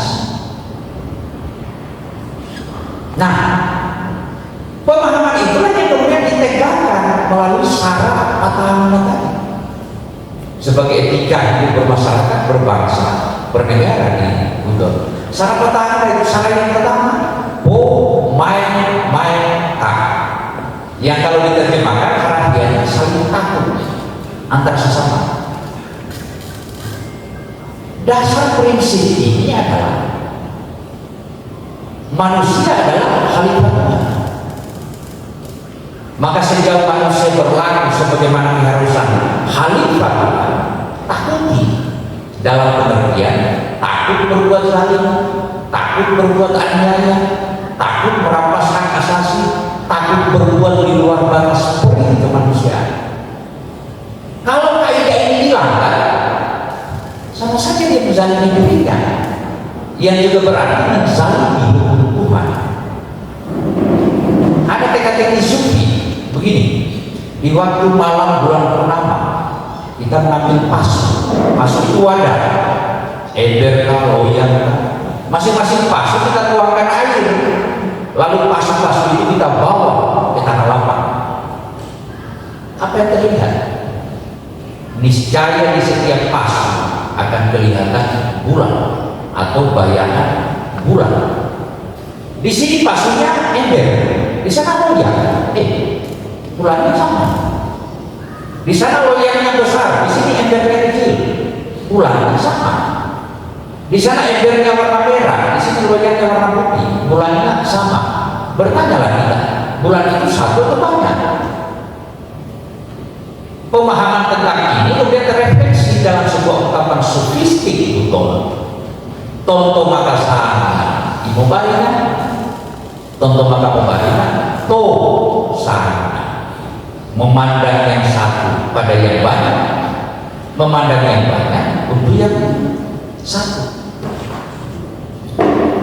Karena itulah ditutup kita diajarkan melalui pemahaman ini, memuliakan sesama, memuliakan Tuhan, menista sesama, menista untuk Tuhan. Itu esensi ka. Ada juga yang mengatakan ka. Satu kata itu, satu huruf beda, tapi pengertiannya sudah lama, jauh. Ka saling takut, ka saling malu, memalukan. Diambillah contoh, misalnya ada teman yang belum bayar SPP, sebentar kita sudah mau ujian semester, malukan dulu, artinya bukan dulu buat SPP. Contoh itu betul, hanya bukan itu yang dimaksud naskah. Yang dimaksud naskah itu pemainnya dalam arti takwa. Cara yang kedua adalah biara. Kebanyakan terjemahan kita baca saling memelihara, tidak salah, tapi barangkali itu kurang tepat. Nanti dipelesetkan, wah kalau begini kita bisa cari istri biara ya. Sebab sarapan tangan legitimasi. Biara itu saling mengayomi. Dasar prinsipnya apa? Tuhan Maha Pengayom. Maka sebagai khalifah Tuhan, manusia wajib mengayomi sesuai kualitasnya dan mendapatkan pengayoman dalam tubuh masyarakat. Sifat kepengayoman itu mesti ditegakkan oleh manusia, melintasi sekat-sekat perbedaan ras, perbedaan suku, perbedaan budaya, bahkan perbedaan sistem kepercayaan. Esensinya di situ. Kemudian yang ketiga, cara yang ketiga, siaga. Manusia betul diseru untuk saling menyayangi. Dasar prinsipnya apa? Tuhan Maha Penyayang, Ar-Rahman wal Ar-Rahim. Maka sebagai khalifah Tuhan, manusia juga wajib menyayangi dan mendapatkan kesayangan dalam tubuh masyarakat. Sifat menyayangi itu juga harus ditegakkan oleh setiap manusia melintasi sekat-sekat perbedaan. Kemudian cara yang keempat, saling menghormati antar sesama manusia. Dasar prinsipnya apa? Tuhan memberi ganjaran kepada hambanya sesuai amal perbuatan. Maka sebagai khalifah Tuhan, manusia juga wajib memberi ganjaran kepada sesama berupa penghormatan. Penghormatan itu didasarkan atas kelebihan maupun praduga kelebihan yang dimiliki seseorang. Misalnya di dalam pembukaan undang-undang martabat itu disebutkan yang kata itu apa? Yang dihormati itu banyak. Ada karena ilmunya yang digunakan untuk memajukan kemaslahatan masyarakat. Ada karena dia seorang hartawan yang dermawan. Ada juga yang dihormati, yang diangkat itu karena dia punya kejohanan, sifat-sifat kepahlawanan yang terbukti sudah membebaskan negerinya di sana. Tetapi sekalipun kelebihan yang dipradugakan itu ternyata tidak dimiliki orang itu, hormati karena dia manusia. Makanya dituntut biar orang gila. Kita dilarang untuk diperlakukan sebenarnya. Itulah esensi sara patana. Nah kalau begitu, sara patana tidak lain dan tidak bukan adalah pengejawantahan penganggungan Tuhan melalui jalan resiprositas masyarakat di dalam tubuh masyarakat. Inilah sumber etika dalam kehidupan bermasyarakat, berbangsa dan bernegara gitu, dalam rangka membentuk karakter masyarakat Buton yang berakhlak karimah. Jadi syarat petahana itu tidak bisa dimaknai lepas dari konteks pemahaman tasawuf. Dia harus diletakkan dalam konteks pemahaman itu. Makanya di dalam preambul Undang-Undang Martabat itu diuraikan juga sifat-sifat yang merupakan antitesis dari syarat petahana yang manusia betul diseru untuk menjauhi sifat-sifat itu. Sana yang merah ditulis itu di dalam martabat itu. Pertama, samaran gaul. Apa samaran gaul? Sembarang bicara, tidak bisa dipegang bicaranya, diberi amanat keyakinan, suka berbohong, menjadi saksi palsu. Nah, itu antara lain contoh-contoh samaran gaul. Yang kedua, lempar, dilarang. Dilempar itu melangkahi. Apa yang dilangkahi? Hukum, norma, aturan. Yang ketiga, masalah dari itu masalah. Apa itu? Congkak, sombong, takabur. Dan yang keempat, pebula. Pebula itu apa? Ya, perbuatan tercela. Orang kalau sudah disebut pebula, mengatakan itu berarti puncak kemaksiatan. Orang betul diseru untuk jangan mendekati perbuatan itu, sebab itu merupakan antitesis dari syarat petahana. Itu termaktub di dalam Muqaddimah Undang-Undang Dasar Martabat itu.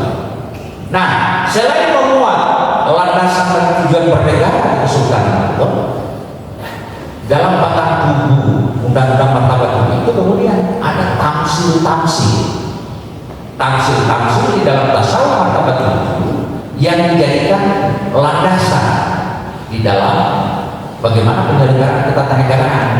Yang pertama kita lihat itu tamsil amanati tuana, tamsil 7 sifat ketuhanan. 7 sifat ketuhanan itu ada di semua kita. Manusia Buton diseru untuk senantiasa menjaga dan memperbaiki yang 7 itu. Pertama, dan itu apa? Hayat. Untuk apa hidup? Hidup manusia mau digunakan untuk apa? Digunakan untuk mengabdi kepada Tuhan. Yang kedua, akal. Ilmu yang kita miliki itu kita menggunakan untuk apa? Mengenal Tuhan, memajukan kemaslahatan Tuhan, atau sebaliknya. Yang ketiga, kapolri, kodrat. Apa itu? Kapolri. Selagi kita sehat, selagi kita kaya, kita mau gunakan untuk apa itu? Kapasitasnya. Keinginan. Keinginan itu kita mau arahkan kemana? Keinginan kita mau mengabdi kepada Tuhan, atau sebaliknya? Orang pendengaran kita ini kita mau isi dengan hal-hal yang bagaimana? Dengan ajaran agama, atau sebaliknya? Kemudian hukum kamata, tuntutan. Kita mau gunakan untuk apa ini pandangan? Memandang hal-hal yang haram, yang dilarang agama, atau sebaliknya? Dan yang ketujuh, alam. Itu 7 sifat ketuhanan yang di semua kita ini ada. Wajib bagi setiap individu, bagi setiap manusia itu menjaga dan memperbaiki amanat yang 7 itu. Nah, dalam konteks ketatanegaraan 7 sifat itu kemudian menjadi syarat pejabat. Ketika dia menjadi pejabat, dia harus bisa memberi kehidupan kepada masyarakat. Jangan justru kehidupan masyarakat dia diambil.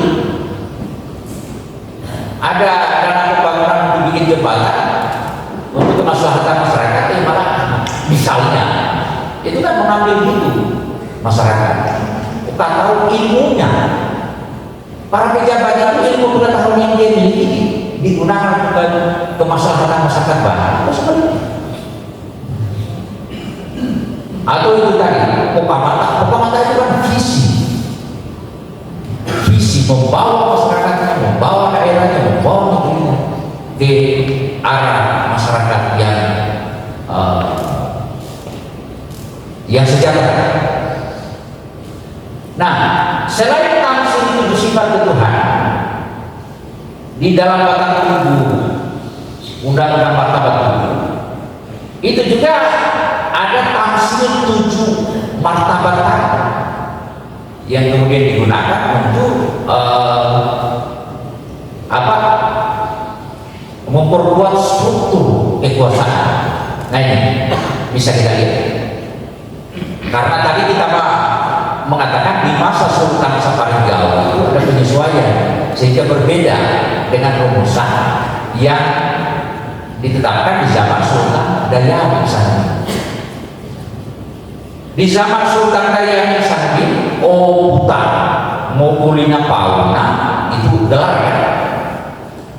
Kalau Dayani Sanghi itu Obuta Mokulina Pauna. Kalau Sultan Saparigao, Obuta Mokogana Pauna. Ada perubahan itu struktur. Jadi martabat ahadiyah itu menjadi legitimasi bagi kaum Thailand. Jadi 7 makam itu kemudian dijadikan dasar baik dalam struktur masyarakat maupun di dalam struktur jabatan dalam organisasi kesultanan. Martabat pertama sampai martabat ketiga, rumusan konstitusi Buton di zaman Dayani Sanghi dengan zaman Sultan Saparigao sama. Martabat ahda itu menjadi tamsil kaum Thailand, martabat wahda itu tamsil kaum Thailand, dan martabat wahidiyah itu tamsil kaum Umbewahan. Martabat alam arwah itu sudah berbeda. Kalau di zaman Dayani Sanghi, alam arwah itu tamsilnya sultan.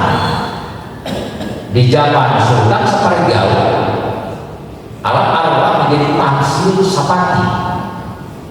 Mengapa terjadi perubahan? Karena di zaman Sultan Saparigao itu ada pembentukan jabatan baru, yaitu Lakina Sorabulio. Sehingga susunannya begitu. Terus Sultan, jabatan Sultan dengan tidak merubah struktur martabat 7 makam itu tadi, Sultan itu menjadi tamsil dari alam barzah. Dalam bahasa Buton itu alam tampora, segala sesuatu ya. Makanya di dalam praktek penyelenggaraan negara, Sultan itu kepala negara, bukan kepala pemerintahan. Kepala negara, kepala pemerintahan, penyelenggara urusan pemerintahan sehari-hari itu sapati. Sultan juga berkedudukan sebagai pemimpin tertinggi agama, makanya bergelar Khalifatul Hadis. Tetapi kewenangan itu dijalankan oleh Lakina agama. Seperti itu dia bilang. Selain tamsil 7 martabat, ada pula tamsil sifat 20 di dalam struktur jabatan. Tamsil sifat 20 Tuhan itu kemudian dibagi antara sultan dengan sapati. Sultan dilengkapi 12 sapati 8, jadi 12 tambah 8 sampai 20. Yang mana yang 12 yang merupakan kelengkapan protokoler, keuangan, bebenah, tugas, kewajiban? Ada yang disebut dengan Sara Jawa, kemudian Sara Kancana, dan Sara Bulio. 4 kali 3 itu 12. Jadi itu merupakan atribut kewibawaan sultan, itu syarat yang 12. Kemudian Sapati 8. Penjelasannya tentang apa? Tentang syarat yang 12 itu tadi ada seperti itu. Jadi syarat 12 yang merupakan kebesaran sultan, legitimasi kebesaran sultan, sudah di situ hak protokoler, sudah di situ hak keuangannya, sudah di situ wewenangnya, sudah di situ tugasnya, sudah di situ kewajibannya. Makanya dilengkapi dengan kebesaran. Begitu pula Sapati di lembar selanjutnya, next. Sapati 8 syarat. Nah itu. Jadi saya salin ini sebagaimana apa yang tertulis di dalam naskahnya. Yang menjadi kewenangan Sapati itu kamar itu mas. Apa itu kamar? Istana. Masih dia Pak? Masjid itu menjadi wilayah kewenangan Sapati. Termasuk ada hak keuangan dan penghasilan. Termasuk wewenang di dalam memutus misalnya perkara, ada kewajiban. Jadi sifat yang 20 itu dibagi. 12 melekat pada sultan sebagai simbol kebesaran, 8 melekat kepada Sapati. Ada pula syarat yang 5 yang itu melekat kepada pejabat di bawahnya, pejabat ke-60. Ada 5 urusan yang menjadi wilayah kewenangan ke-60, kemudian kewenangan Latina Surabaya, kewenangan kapital laut, kemudian juga ada tugas wewenang dari Untogena dan Sulimpona. Misalnya, kenapa Bonton jumlahnya 30? Itu tafsir daripada 30 juz Al-Quran. Mengapa dibutuhkan wilayahnya 72 kali? Itu tafsir dari 72 kaum. Simbol-simbol seperti itu ya. Next, itu kalau kita lihat model sistem pemerintahan. Jadi sistem pemerintahan betul ini, strukturnya itu ada pemerintah pusat, itulah sarana mulio. Jadi sarana itu sebenarnya di suatu saat dia bermakna aturan, bermakna hukum, pada saat yang lain dia bermakna institusi. Jadi pemerintah pusat Kesultanan Buton yang berpusat di Bolio, itulah yang disebut dengan sarana Bolio. Dalam sarana Bolio itu ada pembagian kekuasaan berdasarkan struktur tradisional masyarakat. Jadi pembagian kekuasaan itu terlihat baik di dalam konteks struktur masyarakat maupun pembagian kekuasaan antara pusat dan daerah. Itu sedikit lebih modernnya pemerintahan itu. Di pusat Kesultanan atau Bolio, kaum dengan walaka berbagi kekuasaan. Kaum menjalankan tugas-tugas eksekutif, walaka menjalankan tugas-tugas legislatif, sehingga check and balance terjadi. Sultan itu pengangkatannya melalui mekanisme pemilihan, meskipun dalam tanda pemilihan terbatas dengan peserta dari dari tiga kelompok kaum tadi. Nanti kita lihat. Tapi kita mau bicara dulu pemerintahan pusat, itulah yang disebut dengan sarana Bolio. Di dalam sarana Bolio itu terjadi pembagian kekuasaan antara kaum dengan walaka, baik di dalam birokrasi pemerintahan maupun dalam lembaga keagamaan yang berpusat di Masjid Keraton. Kemudian ada pemerintahan daerah. Pemerintahan daerah itu sebenarnya desentralisasi.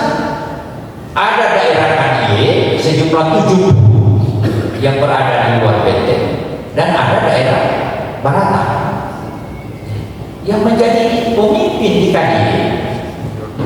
Itu bukan dari pusat, bukan dari Bolio, tetapi dari KDI bersangkutan. Itulah otonomi KDI. Pusat tidak mencampuri KDI. Urusan pengangkatan para bela berdasarkan tradisi di KDI.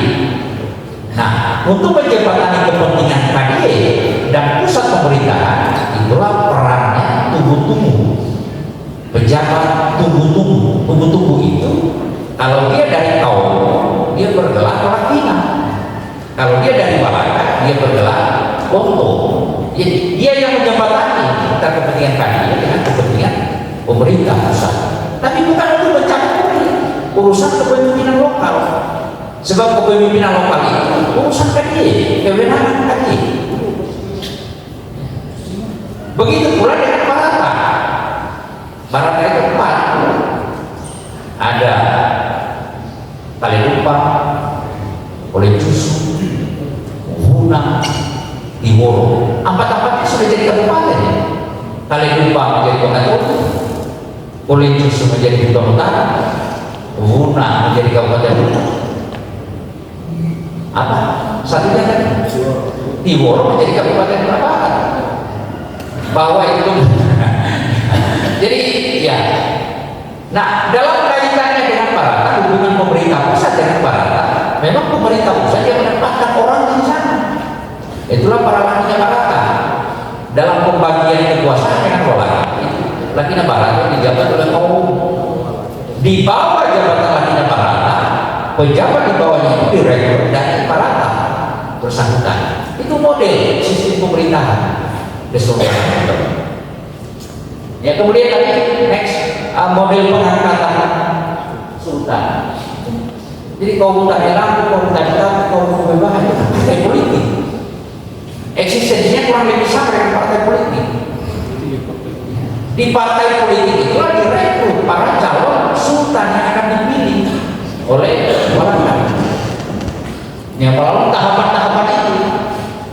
Tahapan pertama yang disebut dengan memilih, direkrut, seleksi kepatutan calon, hanya berbeda dengan proses pemilihan sekarang. Kalau proses pemilihan sekarang, calonnya pergi mendaftar di KPU. Kalau pada masa lalu tidak, dia tidak tahu bahwa dia direkrut sebagai calon. Kemudian dilakukan seleksi kepatutan, itu yang dimaksudkan teliti. Kemudian tahapan selanjutnya yang disebut dengan Kamboja, penetapan bakal calon. Itu diramu di dalam Dewan Suro yang disebut dengan Sio Libona, representasi rakyat. Kemudian setelah lolos, idealnya itu masing-masing partai politik ada calonnya di situ, ada bakal calonnya. Tanah Ilandu, Tapi-Tapi, Umbewaha, masing-masing ada calonnya. Itulah yang kemudian divali. Vali itu dipilih. Ada campur tangan Tuhan di situ. Karena itu luar biasa di salat istiqarah. Kemudian ada prosesi ritual di dalam Masjid Keraton untuk menetapkan siapa yang terbaik dari sekian kandidat yang ada. Setelah dihasilkan calon yang terbaik dari kumpulan yang baik, proses selanjutnya supaya apa? Pengumuman. Kalau sekarang penetapan KPU sudah menetapkan calon terpilih. Prosedur itu supaya apa? Pengumuman calon terpilih. Yang terakhir, bulinya apa? Pelantikan sultan terpilih. Sultan berkuasa luar biasa, tetapi kekuasaannya tidak tak terbatas. Sultan itu sebagai kepala negara, juga sebagai pemimpin tertinggi agama, tetapi bukan tak terbatas. Karena apa? Sultan bisa diimpeach setiap saat, bisa dimakzulkan setiap saat, bahkan bisa dihukum mati. Itulah prinsip law enforcement dalam sistem tata kelola negara. Oleh Montete tidak masalah. Tidak ada perbedaan bagi siapapun mengetahui. Karena prinsip supremasi hukum seperti itu, inilah yang menjaga tegaknya hukum. Marwah hukum tetap tegak, sekaligus menjadi rasa keadilan di masyarakat. Coba kita lihat dalam sejarah ada sultan yang mengakhiri masa jabatan di tiap datuk? Ada nggak kerajaan-kerajaan lain seperti praktek seperti itu? Nah, inilah model sistem pemerintahan itu yang dijabarkan itu baik di dalam Batara Tubuh maupun di dalam penjelasan Undang-Undang Dasar Martabat Tubuh.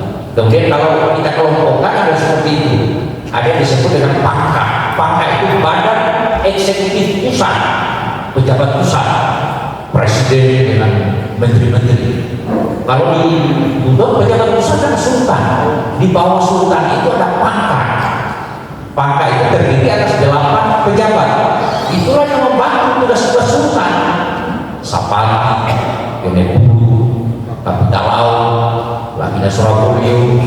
Di masa Sultan Muhammad Idris ditambah lagi ada jabatan baru, Lakina Bahagia. Kemudian ada Bontogena. Inilah yang menjalankan urusan sehari-hari pemerintahan. Kemudian di luar itu ada badan lain. Ada Siolimpuna, Dewan Suro. Ada Lakina Siolimpuna, 9 negeri yang mula-mula berintegrasi dengan Polio membentuk kerajaan Buton. Apa itu yang 9? Yang 9 itu kalau di Buton Selatan Batau, Mulang, kemudian di Buton Tengah, Bungkunabu, Wale, di Kabupaten Buton, Kamaru, yang punya 9 mulanya. Kemudian ada sarana agama. Sarana agama itu institusi keagamaan di dalam Masjid Agung, simbol negara. Makanya tradisi itu masjid berhadapan dengan barongga. Barongga itu representasi kebesaran adat, masjid menjadi representasi kebesaran agama. Jadi agama dengan adat yang bisa dipisahkan. Adat di Buton dalam banyak bentuk mendapatkan spirit dari agama. Jadi yang dijalankan itu nilai-nilai Islam sampai kemasan dalam dasar kita, karena di spirit pemahaman agama. Next, di samping ada badan eksekutif pusat, ada badan eksekutif daerah. Inilah yang saya sampaikan tadi. Di Barata, Barata itu otonom, tapi otonom dalam pengertian pertahanan keamanan. Sebab gubernur Barata atau Lakina Barata di-offer dari pusat untuk pergi menjabat di Kailupa, menjabat di Polisi. Jadi pejabat tinggi di Buton itu pernah ada sebagian itu pernah jadi Lakina Barata dulu. Jadi itu penjenjangannya seperti itu. Sultan terakhir Buton Laudin Muhammad Fadil ini sebelum menjabat sultan itu kan pernah menjadi kepala distrik Kulis Susu. Distrik itu sudah pengaruh Belanda.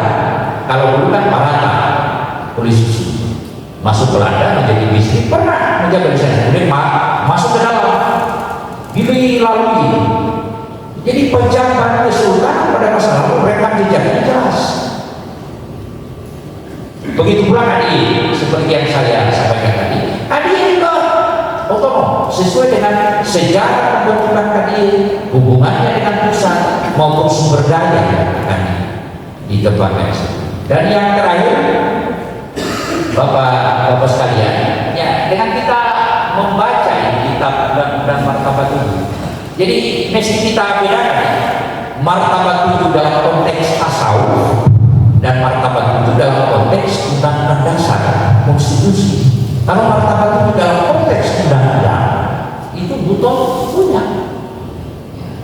Jadi ini menjadi sebuah refleksi bahwa Buton itu menjadikan Islam bukan hanya sebagai agama, tetapi juga sebagai spirit dalam membangun peradaban. Bagaimana memproduksi hukum, bagaimana menyelenggarakan ketatanegaraan, rupanya agama sangat memberi corak. Dan ini menjadi referensi dan inspirasi bagi generasi muda dalam upaya kita menjaga dan melestarikan nilai-nilai budaya kita yang sebenarnya sangat syarat nilai Islam. Termasuk itu Bahasa itu jangan sampai hilang, Pak. Sebab kalau bahasa hilang pula pengetahuan. Coba bayangkan naskah butuh, termasuk naskah yang disampaikan Pak Ustaz saya. Itu kan naskah yang umumnya berbahasa Melayu. Kalau kita sudah tidak pandai berbahasa Melayu, hilang pengetahuan.